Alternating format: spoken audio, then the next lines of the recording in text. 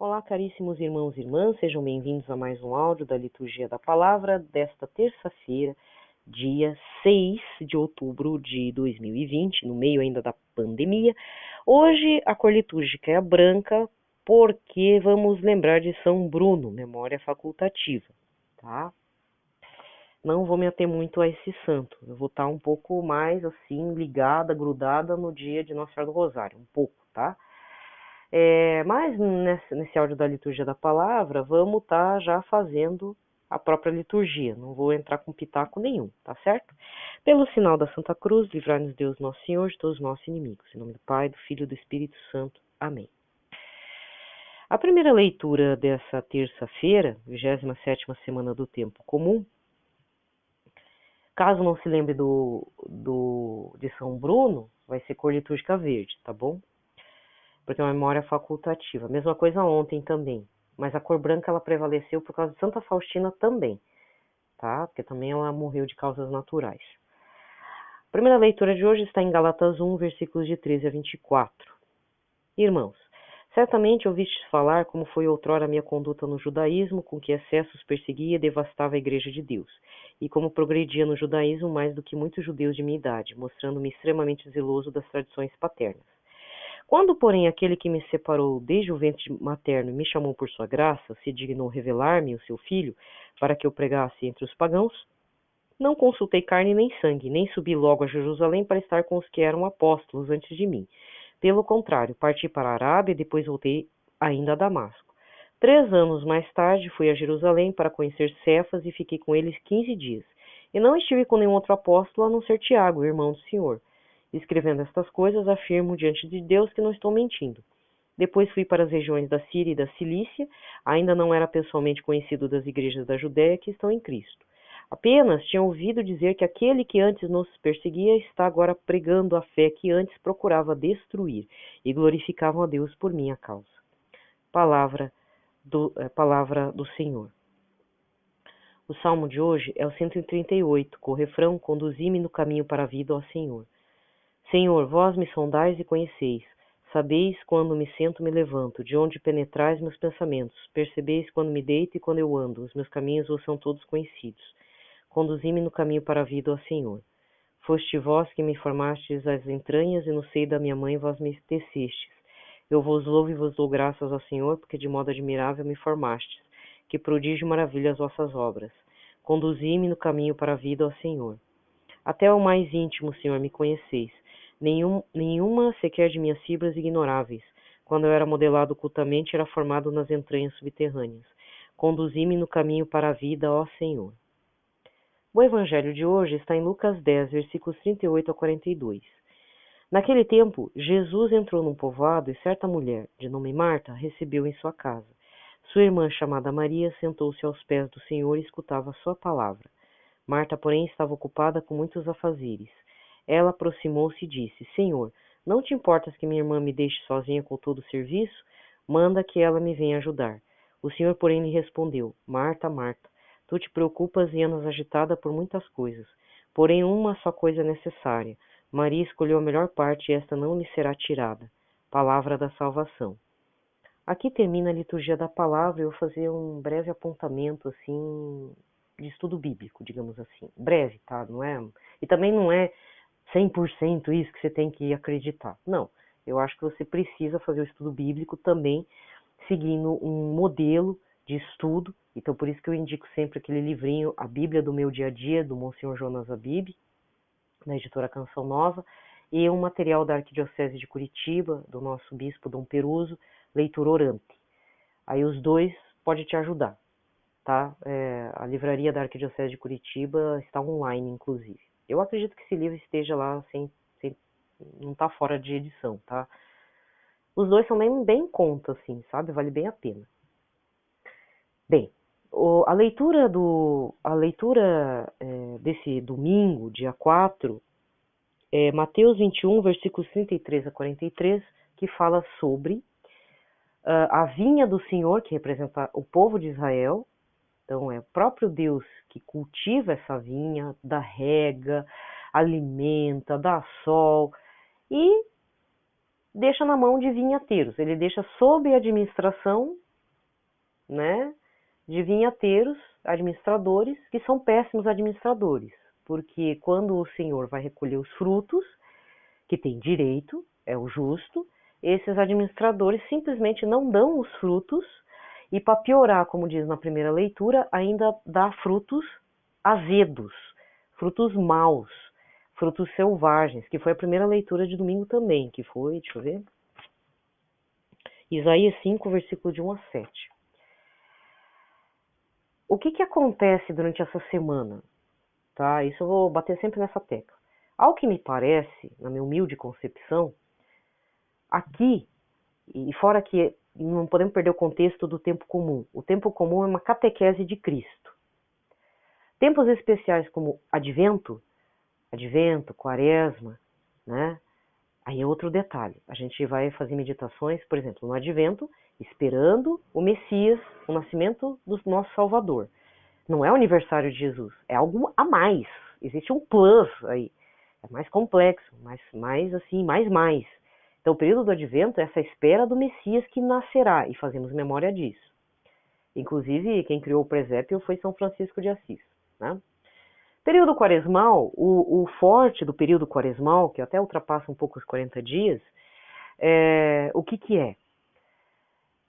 É a paixão, morte, condenação, paixão e morte do Senhor Jesus. Aí ficamos 40 dias, principalmente na paixão de Jesus. Depois vem a Páscoa. E depois da Páscoa tem os domingos da Páscoa. E o que os domingos da Páscoa, que ainda não é tempo comum, o que o tempo da Páscoa vai nos lembrar? Que Jesus ressuscitou. Mas lembrando sempre que passamos por uma quaresma. E no tempo comum, segundo alguns padres, é o período da catequese de Cristo. É o anúncio da Boa Nova. Ele está catequizando. Nesse contexto dessa semana, então podemos observar o quê? Já que estamos passando, eu estou pegando o mote para eu mesma não esquecer. Lá em setembro, dia 6, as leituras foram Correção Fraterna, dia 6 de setembro. Dia 13, todo domingo que eu estou falando, tá? Dia 13 de setembro foi sobre perdoar a quem nos ofendeu de todo o coração, que é o mais difícil. Porque é fácil falar que a gente perdoa de boca para fora, né? Mas dentro da gente tá cozinhando aquele ódio, né? Entendeu? Então Jesus é muito exigente. Temos que perdoar de todo o coração. Dia 20 foi a parábola do Senhor que foi contratando os trabalhadores desde a madrugada até a tarde, até o final da tarde do dia. E deu o pagamento uma moeda de prata, né? Então é o Senhor que nos chama em toda hora, todo momento, até o fim dos tempos, até no nosso último momento de vida, inclusive, que implica que o reino dos céus não é como nós imaginamos, não é como o governo dos homens ou como nós pensamos da meritocracia e justiça de uma vez. Deus fala, eu quero misericórdia antes da justiça. Isso também mostra, no domingo passado, dia 27, a parábola dos dois irmãos. Os que falam uma coisa e fazem diferente. Né? Quem fez a vontade de Deus? Também volta a esse tema do dia 20 de setembro. O reino dos céus é diferente do modo de agir e pensar e falar do homem aqui na terra. Mas, de qualquer forma, ali já é um indicativo também de conversão. É necessário conversão, que é o que acontece na parábola. Você pode falar um monte de coisa, você pode dar um contra-testemunho violento por aí, de tudo que é sentido, fazendo pecado mortal para torto direito, mas se no fundo você não quer mais aquela vida e se arrepende, Deus te aceitará, desde que o arrependimento seja sincero. Então existe uma conversão e mudança de vida.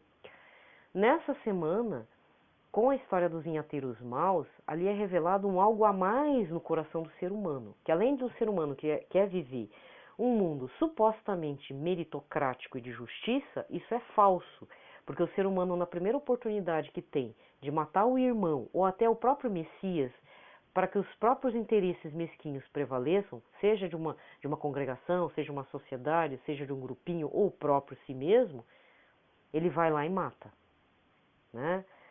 E ainda mostrando, o reino dos céus é diferente do modo de pensar e agir do ser humano. Né? A lógica do Deus Todo-Poderoso difere muito. E sem contar que Deus Todo-Poderoso é muito disciplinado e muito certinho nas coisas. Não é ser certinho de vez em quando ou 90% da vida. Você tem que ser certinho sempre. Sempre, sempre. 100% para Deus. E se der uma pisada na bola, tem que ir lá confessar, né? Dizer, ó, errei, né? Hoje eu pequei por omissão, ou porque realmente fiz errado. É sempre assim. Sabe, para Deus o tempo é sempre presente. O tempo é sempre presente. Por mais que a gente peque, mas isso também é uma dádiva de Deus, né? Na leitura de hoje, então, o que que acontece? Né? Primeiro, é necessário também atentarmos às primeiras leituras. A primeira leitura de ontem, da segunda-feira, faz uma ligação importante com a primeira leitura de hoje. Primeiro porque São Paulo está falando formas de conduta. Como agir? Como é necessário agir para agradar a Deus, que é fazer a vontade de Deus também. Né? Mas, por outro lado, ele revela na primeira leitura de hoje, além disso, a graça de Deus, o perdão de Deus e, logicamente, uma mudança de vida. De Saulo para Paulo, né?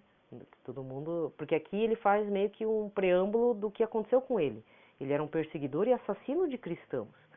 Mas, por graça, escolha soberana da vontade de Deus, né? Paulo teve que se humilhar lá na estrada de Damasco, porque teve diante de si uma trombada com o próprio Jesus Cristo. Né? Baita de uma trombada. Deixou ele cego, porque ele estava tão cego de ódio pelos cristãos que ele ficou cego por ele mesmo, pelo egoísmo dele, né? Pelas atitudes dele. E foi curado a partir do irmão crente em Jesus, Ananias, né?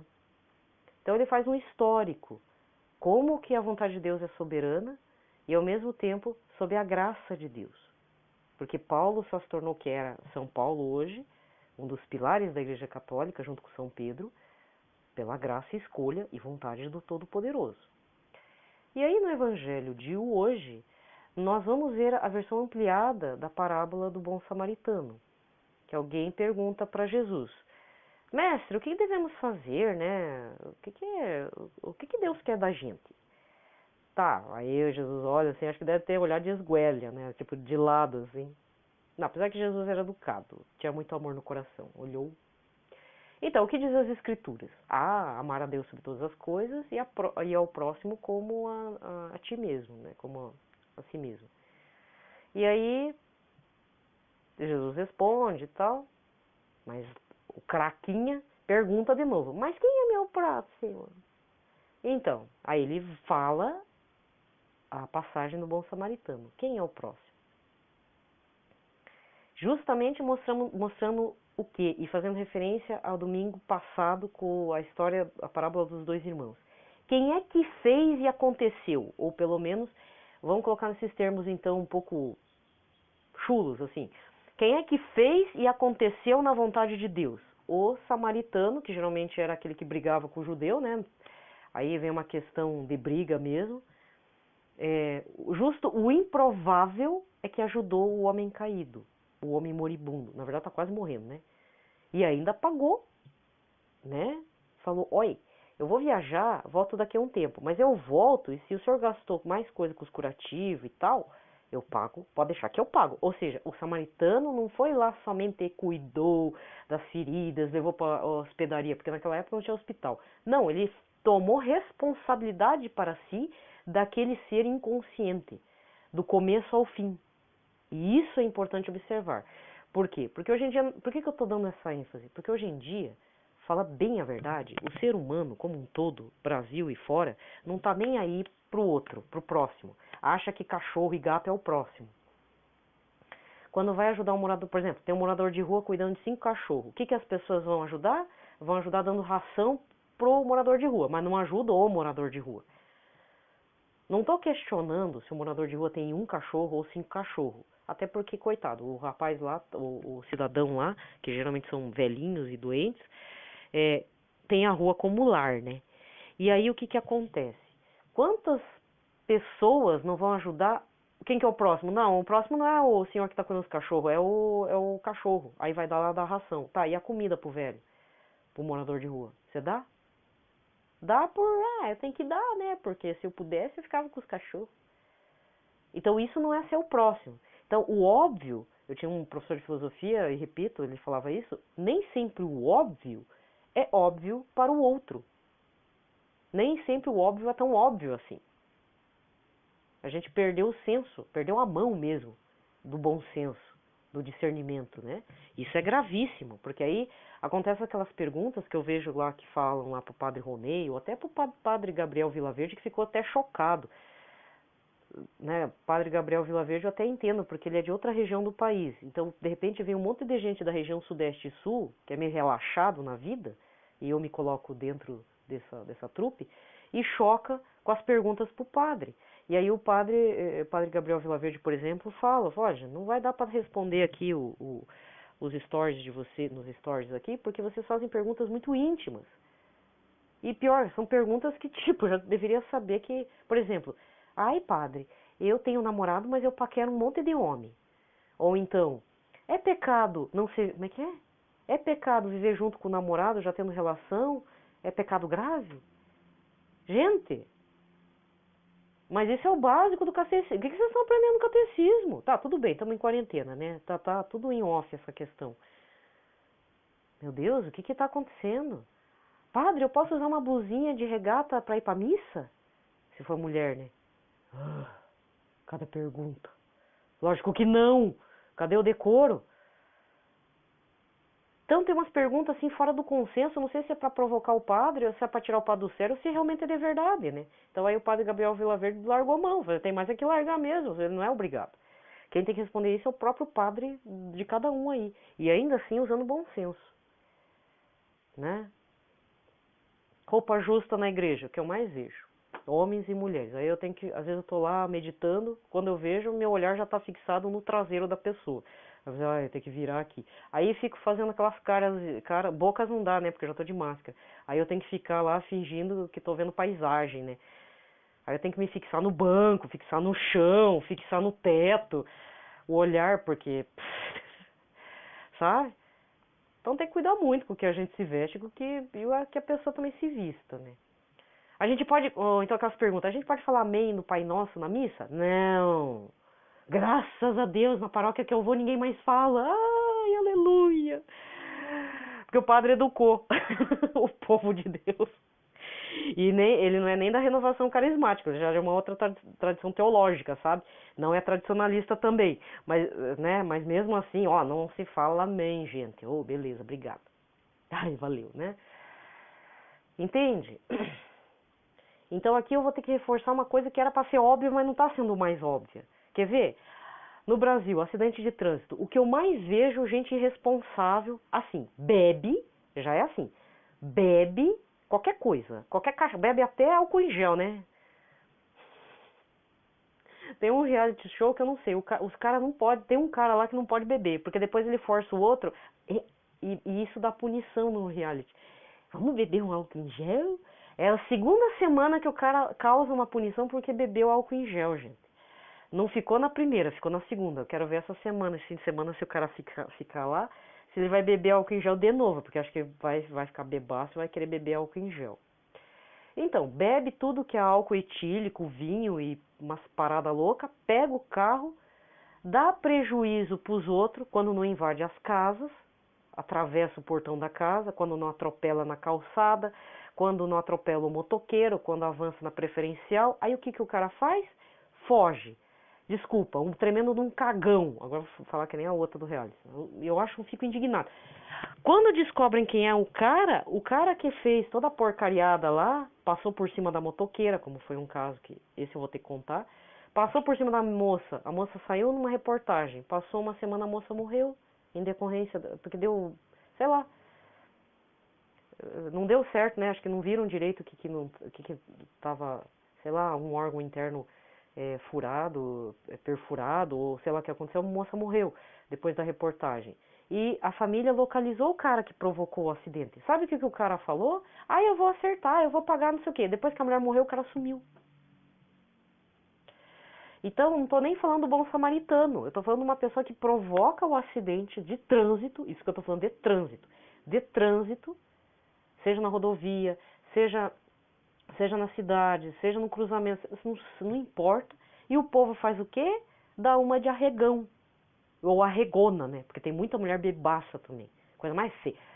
Olha, coisa que eu mais odeio é ver mulher bêbada. Eu acho a coisa mais nojenta que existe. Homem bêbado, não digo que é suportável, né? Mas mulher bêbada é a coisa mais nojenta que tem. Ainda a mulher pega o carro e ainda faz umas coisas feias. Desculpa ter falado nesses termos chulos, mas infelizmente é triste de ver. Eu tô falando só da minha cidade, hein? Eu não tô falando dos outros, não. Tô falando só da minha cidade, tá? No meio da pandemia, o povo tem capacidade de atropelar um monte de motoqueiro. Uma motoqueira que está trabalhando, fazendo entrega lá pelo iFood, Uber Eats, lá, raio de entrega. Também eu acho isso daí uma escravidão digital, sabe? Sei lá. As pessoas tinham que trabalhar em outra coisa. E aí vem um cidadão e passa por cima e tô de boas. Ou então mata uma criança, porque a criança... Aí não tem como controlar, né? Quem tem que controlar é o pai ou a mãe da criança. Mas quantas crianças que não se atravessam no meio da rua e é atropelada? E ainda o cara quer se isentar. O cara que atropela se isenta, fala que a culpa não é dele. Vai ver, tava bêbado e ainda é foragido da polícia. E correndo no meio de uma rua que tem 30 km por hora, o cara tá lá correndo a 60. Sabe? Então a pessoa já não tem o mínimo de responsabilidade numa tragédia de trânsito. Não é tragédia, num crime de trânsito. Que me dirá se você vê uma pessoa morta, ou que nem o caso que eu falei, né? Tem gente que vai lá dar ração pro cachorro do morador de rua, em vez de dar uma oportunidade pro morador de rua. Brincadeira, né? Até eu tava fazendo uma discussão, eu vou fechar com essa. Eu tava fazendo uma... Não é discussão, tava comentando com uma pessoa aqui em casa, a gente vê essas notícias, e recentemente lá no... Não sei o que acontece no Rio Grande do Sul. Tem uns crimes muito doidos. A mulher que matou, é suspeita de matar o próprio filho. Agora teve um caso do filho que teve a capacidade de chamar uns assassinos para matar os pais, né? Virou uma Susana von Richthofen. A Suzane von Richthofen vai ficar para a história, mas os outros que virão vai ser pior, né? Então teve um rapaz que matou lá os próprios pais, não ele, mas ele mandou matar com a ajuda da namorada, só que a namorada entrou em surto, tentou suicídio, o outro também ficou desesperado, ficou arrependido, mas o cara em si, o filho desse casal, não mostrou arrependimento, porque provavelmente queria a herança, né? Ou porque, sei lá, eram pais exigentes, né? Porque afinal de contas, quando a gente ama, a gente é exigente pro filho da gente, pra filha da gente. Aí eu fiquei pensando, né? Essas pessoas que matam o próprio pai, mãe, vó, só por conta da herança. Aí eu falei na cara dura assim, por que o cara não vira um morador de rua de uma vez? Pelo menos um morador de rua, daqueles que não é noiado, sabe? Mesmo que seja noiado, tem mais coragem do que esses caras que vão lá e matam o próprio pai e mãe. Porque tem morador de rua que é só morador de rua. Tá? Às vezes só bebe, não faz uso de drogas. O ruim é quando começa a usar drogas aí, que aí sim a perversão é grande, porque aí a pessoa tá tão surtada que mata, não importa, mata mãe, mata pai, mata irmã, mata todo mundo. Mas tem morador de rua que é só morador de rua. Aí eu fiquei pensando, pô, mas esses moradores de rua são mais corajosos do que muita gente que chega e tem a capacidade de matar os pais. E por quê? Ah, para viver um romance homoafetivo, ou porque eu quero a herança da pessoa. É o fim dos tempos. Né? É duro. Ou que nem até pararam de falar da mulher lá que matou o próprio filho aqui em Curitiba, que até hoje também tá bem complexo, não se sabe o porquê, né? Mas provavelmente é porque ela é muito egoísta. Não é só questão de surto psicótico ou de depressão, sei lá, uma depressão ultra, hiper, blaster, mega, né, poderosa. Porque até uma pessoa com depressão já tem um pouco de discernimento, né, gente? Até o suicida tem mais coragem do que certas pessoas que matam o próprio filho com as próprias mãos, sabe? Desculpa falar. Já que quer se prejudicar, quer causar um rombo na família, se mate. Eu sei que é feio falar isso, né? Mas gente, por favor, vai se tratar, né? Cada um procure um tratamento adequado. né? Ou solte a emoção, faz que nem a Jojo Todinho, pega a garrafinha e taca-lhe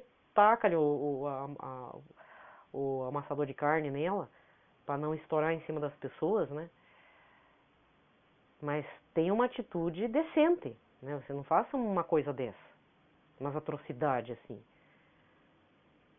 sabe? Então, essa parábola do bom samaritano, a gente tem que entender do começo ao fim. Primeiro, quem que é o meu próximo? Às vezes é o meu inimigo. Quem que é o meu próximo? Só que, assim, é teu inimigo? Ah, eu vou rezar só um mês para o meu inimigo. Não, no meu caso, eu já fiz um compromisso com Deus. Eu vou ter que rezar pro resto da minha vida. Mais do que até as pessoas que eu amo, as pessoas que já partiram, sabe? Até que me pedem oração. Eu tenho que rezar mais por eles, eu tenho que fixar, porque não há quem reze pela conversão deles. Então eu tenho que rezar firme e forte em cima desse povo.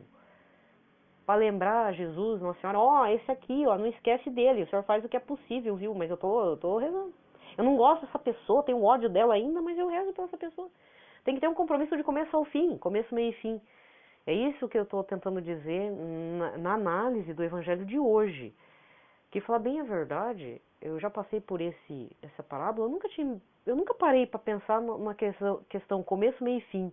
Ter responsabilidade em cima daquela pessoa, do meu próximo, do começo, meio e fim.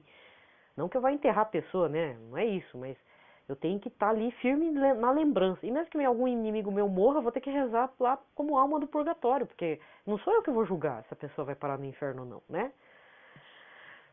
Chega, você já não aguenta mais eu falando bobagem, né? Então hoje sim foi um monte de bobeira. É... Desejo a todos a proteção da Sagrada Família, que nós todos, tá? Nós todos tenhamos responsabilidade do começo, meio ao fim, com o nosso próximo, para a honra e glória de Cristo, e tudo vem pela graça de Deus. Mas primeiro a gente tem que estar à abertura da ação.